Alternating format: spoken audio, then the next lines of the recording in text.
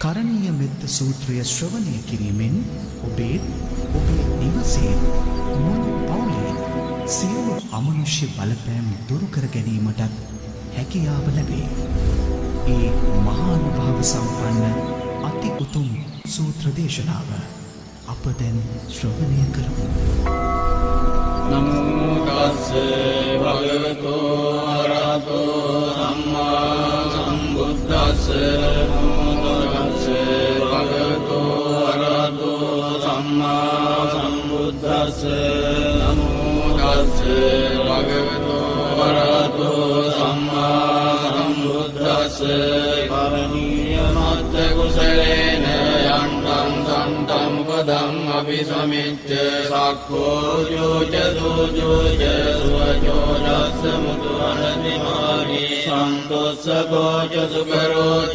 අප්පකිච්චෝච සල්ලෝක බුද්ධේ සම්තින්ද්‍රියෝච නිපකෝච අප්පගබ්බෝ කුලේසු අනනුකිද්දෝ නච බුද්ධං සමාචරේ කිංචේන විඤ්ඤෝ පදේ උපවදෙය්‍යං සුඛිනෝ වාගේමිනෝ හොන්තු සබ්බේ සත්තා භවන්තු සුඛි සත්තා ඒකේ ජීවාන භූතස්සේ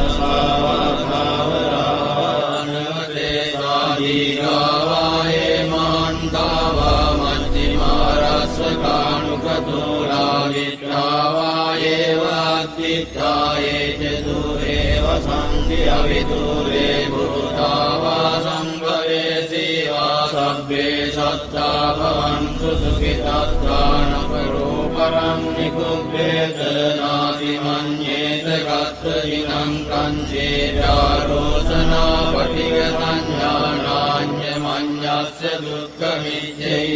මාතා යතානියං බුද්ධං ආයුසා ඒක පුත්ත මනුරක්ඛේ වම්පි සබ්බ භූතේසු මාන සම්භාවයේ අපරිමාණං මෙත්තං ච සබ්බ ලෝකස්මින් මාන සම්භාවයේ අපරිමාණං උත්තං අදෝච දිව්‍යං ච අසම්බාධං අවේරං අසබද්ධං දිත්තං චරං නිසින්නෝ ආසයානෝ ආයාව තස්ස විගත මිද්දෝ ඒතං සතින් අදිතේය බ්‍රහ්මමේතං විහාරං විදමාහෝ දිත්තෙන් ච අනුපදං